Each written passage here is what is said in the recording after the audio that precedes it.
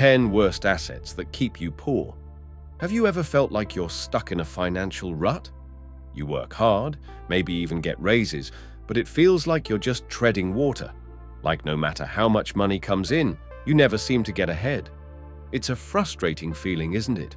For years, we've been told to buy certain things, that they're markers of success or even smart investments. But what if some of those very things are silently draining your finances, acting not as stepping stones, but as anchors? The truth is, wealth isn't just about how much money you earn. It's about what you do with that money. It's about understanding the fundamental difference between things that cost you money and things that make you money. The financially free know this difference instinctively. The majority don't, and they often fall into clever traps disguised as assets. These traps are everywhere, often encouraged by the very systems we trust. Today, we're going to shine a light on these financial traps. We're revealing the 10 worst so-called assets that are likely keeping you from building real wealth. Some are obvious once you see them, others are incredibly subtle, trapping millions without them ever realizing why their bank account looks the way it does. We're breaking down why they aren't the investments you think they are and what financially successful people do instead. This isn't about shaming anyone, it's about waking up. It's about seeing the financial world through a clearer lens so you can make better decisions for your future. Stay till the end, where we will make a step-by-step plan on how to apply this to your life. We put a lot of hours into this animated video, so if you want to support our new channel, please like this video, subscribe and push the notification bell so you don't miss our new videos. Let's begin. Number 1. Brand new cars. There's nothing quite like that new car smell, the pristine paint, the untouched interior. It feels like a reward for hard work, a symbol of progress. We see the commercials, the shiny models gliding down open roads, and the desire takes hold. So, we head to the dealership, pick out the latest model, sign the papers, and drive off feeling great. But that great feeling comes at an incredibly high cost, and we're not just talking about the price tag. The moment those tires hit the public road, the car loses value. Instantly. This is called depreciation, and it's the silent killer of your car's supposed value. Think of it like buying a brand new phone for $1,000, and as soon as you open the box, the store tells you it's now only worth $800. You'd be outraged. Yet, with cars, we accept this massive, immediate loss as normal. But the bleeding doesn't stop there. If you took out a loan, you're paying thousands of dollars in interest to the bank over several years. You're paying for full coverage insurance, which is typically much more expensive for new cars. There are often higher registration fees in the first few years. And as the car ages, even slightly, its market value continues to plummet, especially in the first few years. A car you paid $40,000 for could easily be worth less than $20,000 in just 5 years. Even less if you put a lot of miles on it. By the time you finally pay off the loan, you could have spent $50,000 or $60,000 in total, including interest and other costs, for something that is now worth a fraction of that amount. Financially savvy people see cars purely as transportation, not as an investment. They understand that a vehicle's primary purpose is to get you from point A to point B reliably. They often buy cars that are a few years old. Someone else has already absorbed the massive initial depreciation hit. They look for reliable models known for longevity. They might pay cash to avoid interest or take out a smaller loan. The money they save by not buying new, potentially tens of thousands of dollars, they put into things that actually grow in value, like investments or their own businesses. They prioritize building financial freedom over the fleeting status symbol of driving the latest model. So the next time you dream of a new car, ask yourself if the temporary thrill is worth the guaranteed financial loss. There are far smarter ways to spend your hard-earned money. Number 2. Timeshare agreements. Imagine this scenario. You're on a fantastic vacation, feeling relaxed and happy. Someone approaches you, promising you can relive this experience every year, guaranteed, often at a resort just like this one, for what sounds like a great deal. They paint a picture of effortless future vacations, locking in prices, a deeded piece of paradise. It sounds incredibly tempting, a way to invest in your happiness and ensure future getaways. So, you sign up for a timeshare. But here's the harsh reality. A timeshare is rarely, if ever, a good investment in the financial sense. First, the upfront cost is huge, often $20,000, $30,000, $50,000 or more. You're paying this massive sum just for the right to use a specific property for a week or two each year. You don't actually own the full property. You own a slice of time, often with complex rules and restrictions on when and how you can use it. Then come the annual fees, maintenance fees, management fees, special assessment fees. These fees can be hundreds or even thousands of dollars every single year, and they almost always go up over time. You have to pay these fees whether you use your week or not. If you can't travel 1 year, you're still on the hook for the full fee. It's like paying rent on a vacation home you might not even visit. And perhaps the biggest trap? Getting out. Selling a timeshare is notoriously difficult. The market is flooded with owners desperate to unload their units, often selling them for pennies on the dollar compared to what they paid. There are countless stories of owners being stuck with timeshares they can't afford or use, obligated to pay rising fees indefinitely. It's a financial commitment that feels more like a prison sentence than a vacation ticket. Wealthy individuals value flexibility and liquidity. They don't tie up huge sums of money in something they can only use for a limited time in a fixed location. They prefer to invest their money in assets that appreciate or generate income. With the returns from those investments, they can afford to take any vacation they want, whenever they want, wherever they want, without being tied down by annual fees or restrictive contracts. They understand that renting a vacation property when needed is almost always cheaper and offers far more freedom than owning a time slice of one. Before falling for the timeshare dream, consider if you're buying a flexible vacation future or a rigid, expensive obligation. Did you know that if you are currently watching this video, you are probably a visual learner?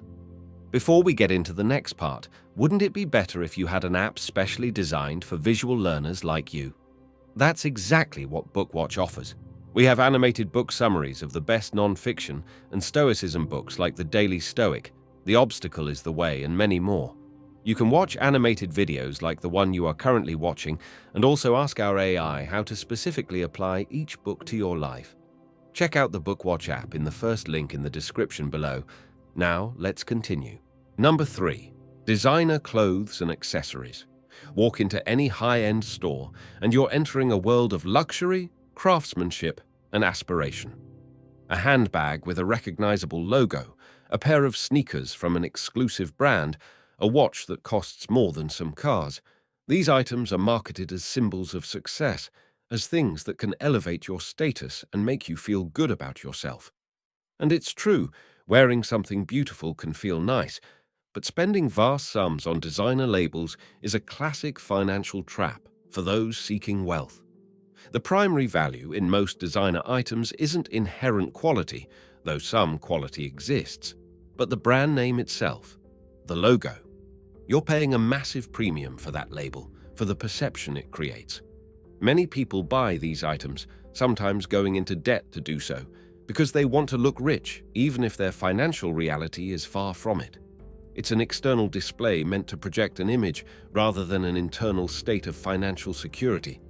The moment you buy a designer item, especially clothing or seasonal accessories, its value plummets. Like a new car, it depreciates heavily. A $5,000 handbag might fetch only a fraction of that on the resale market, if you can even find a buyer. Designer clothes, once worn, are often worth even less. You are literally paying thousands to wear a logo for a while before the item becomes just another used possession, often ending up stuffed in a closet. Financially successful people approach clothing and accessories differently. They might appreciate quality, but they prioritize value and purpose over brand status. They understand that spending money on rapidly depreciating luxury goods takes money away from things that could actually grow their wealth. They might buy classic, well-made pieces that last, regardless of the label, or invest in experiences and assets instead. Consider two individuals. One spends $5,000 on a designer jacket. while the other invests that $5,000 in a diversified stock fund. 10 years later, the jacket is likely worn, out of style, and worth very little. The investment, through compounding, could easily be worth $10,000 or more, continuing to grow. Real wealth is quiet.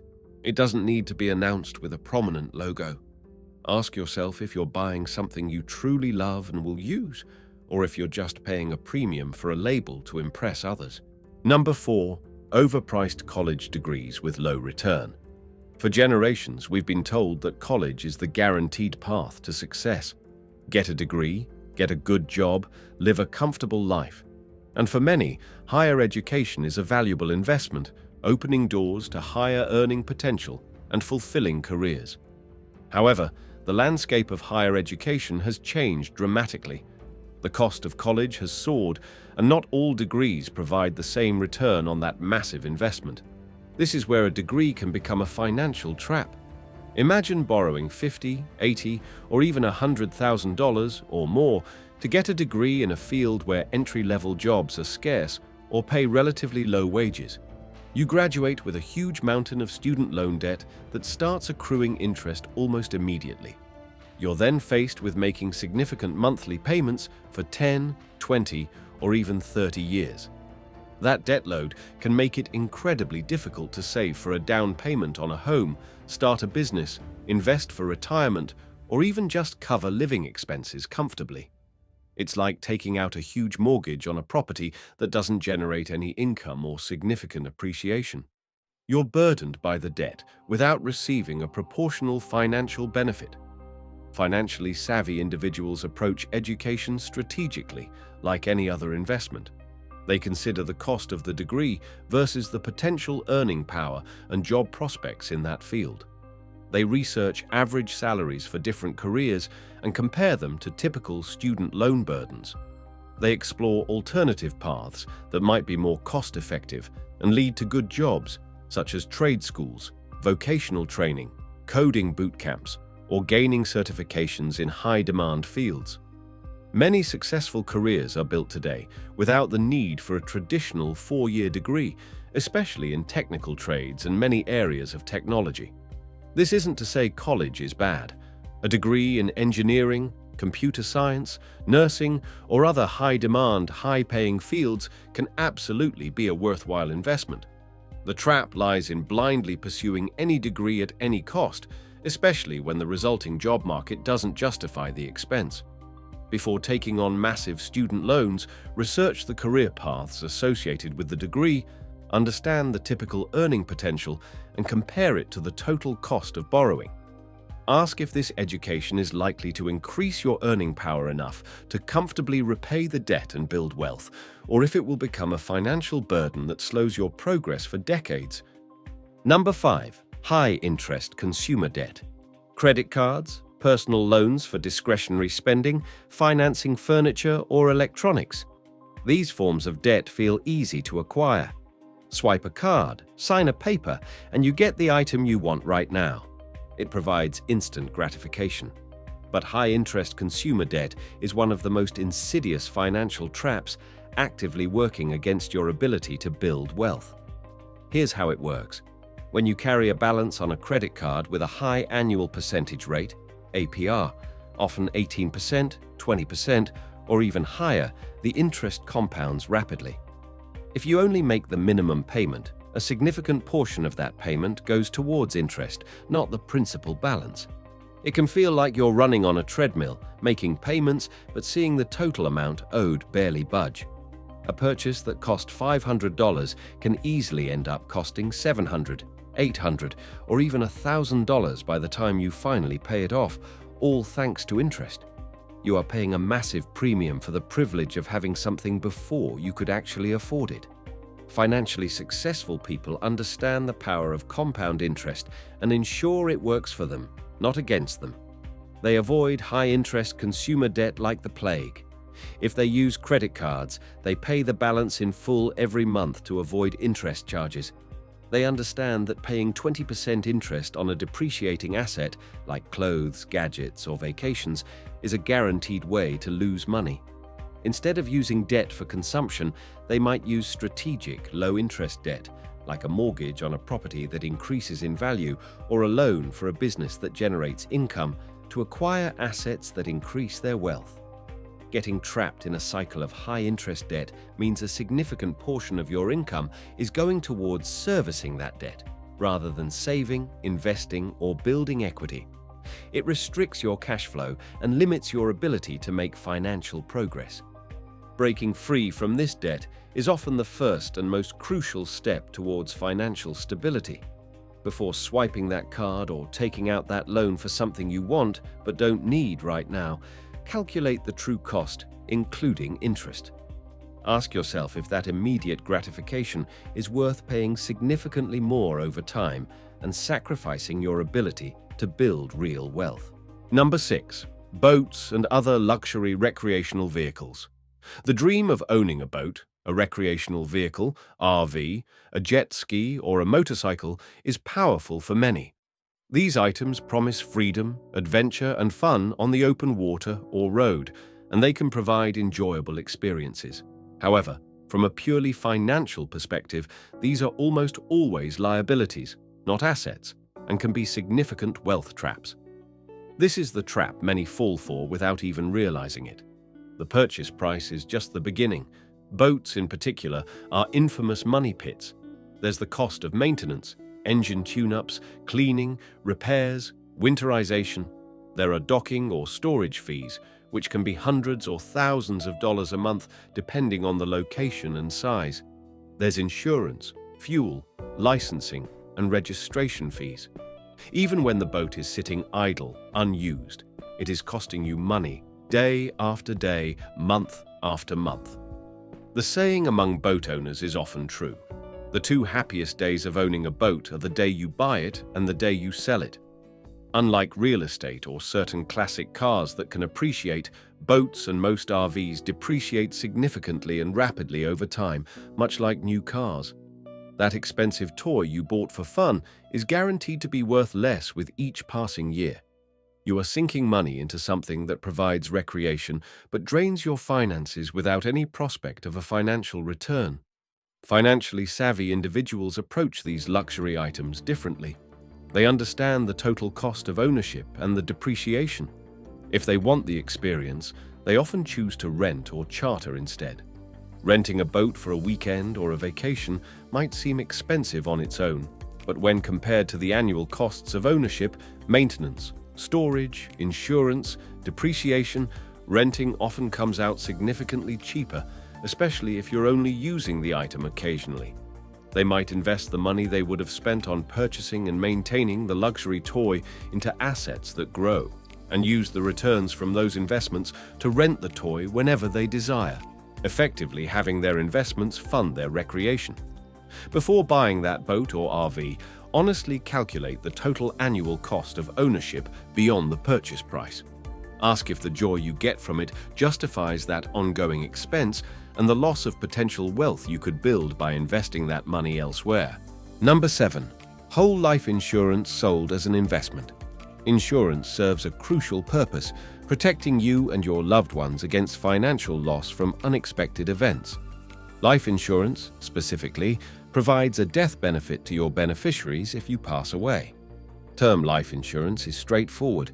You pay a premium for a set period, say 20 or 30 years, and if you die during that term, your beneficiaries receive a payout.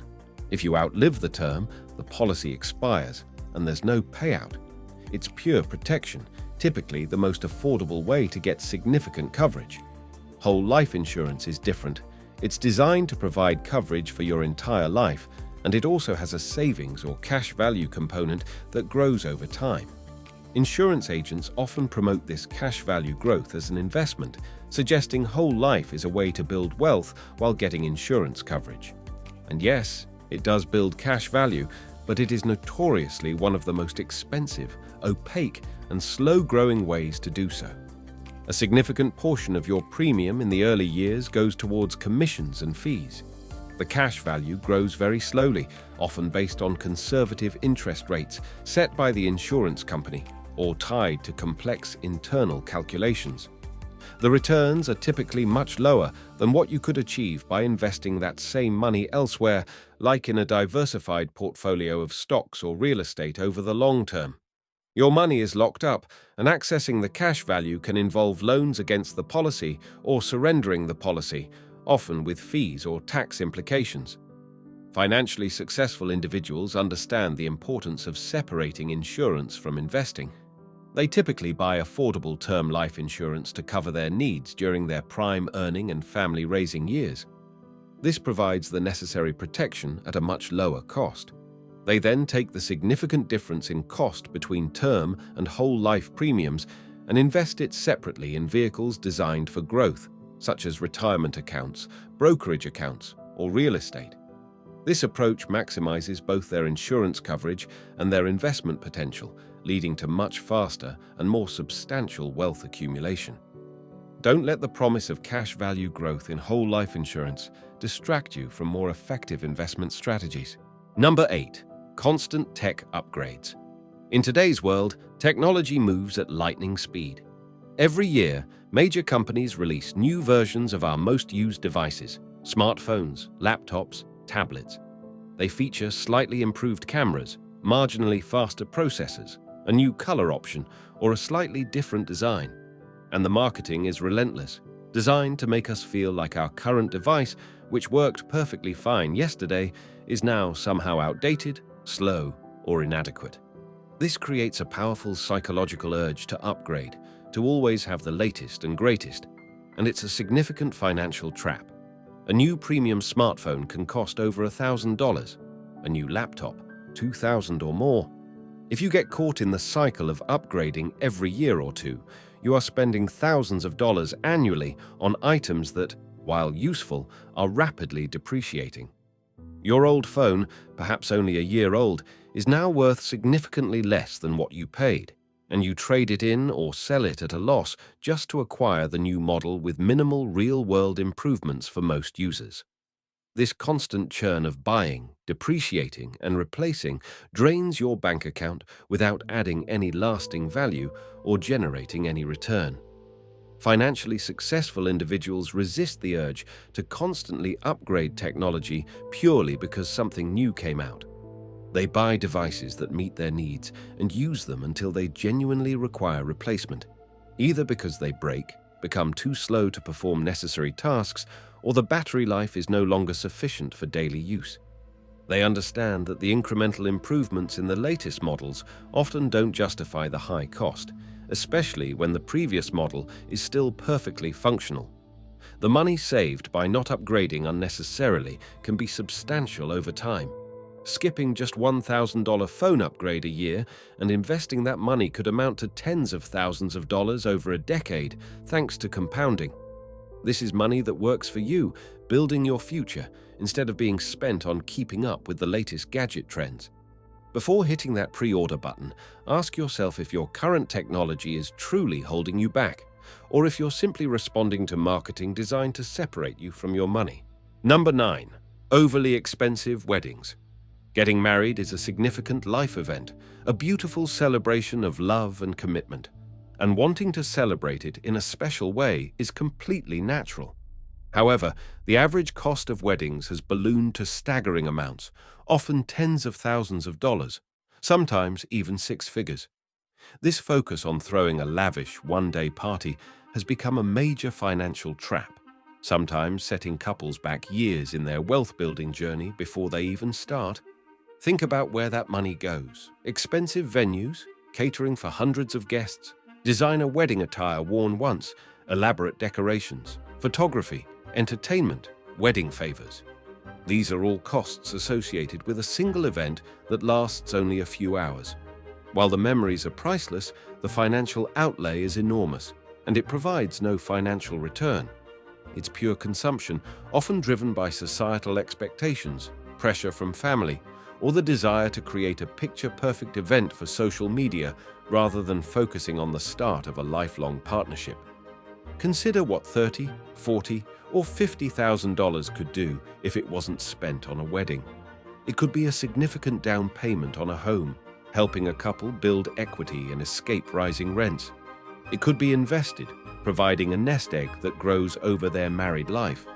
It could fund starting a business, providing a potential source of future income. It could clear existing debts, giving the couple a clean financial start. Spending that amount on a single day, sometimes even going into debt to do so, represents a massive opportunity cost, the loss of potential wealth that money could have generated. Financially savvy couples prioritize their long-term financial future together over the fleeting spectacle of a massive wedding. This doesn't mean they don't celebrate. They simply choose to celebrate wisely. They might opt for a smaller, more intimate gathering, a courthouse ceremony followed by a nice dinner, or a destination elopement that doubles as a honeymoon.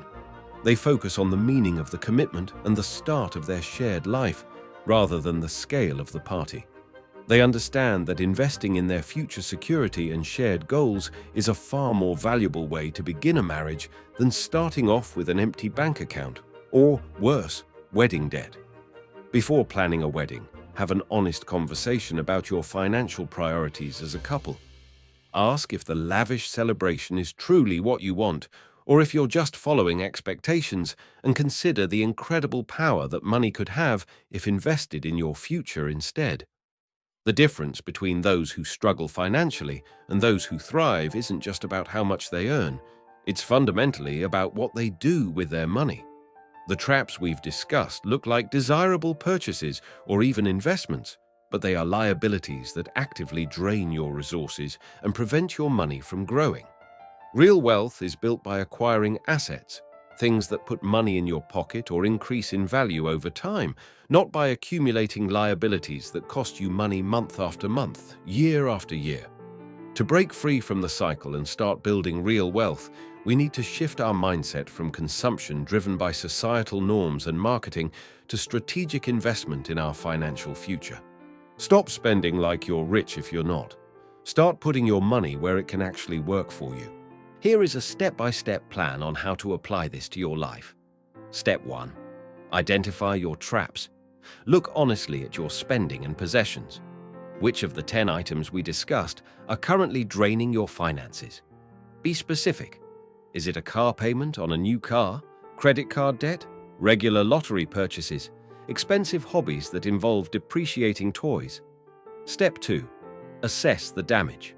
Calculate how much these traps are costing you annually or monthly. Add up loan payments, interest, maintenance fees, insurance, and discretionary spending on things that depreciate rapidly.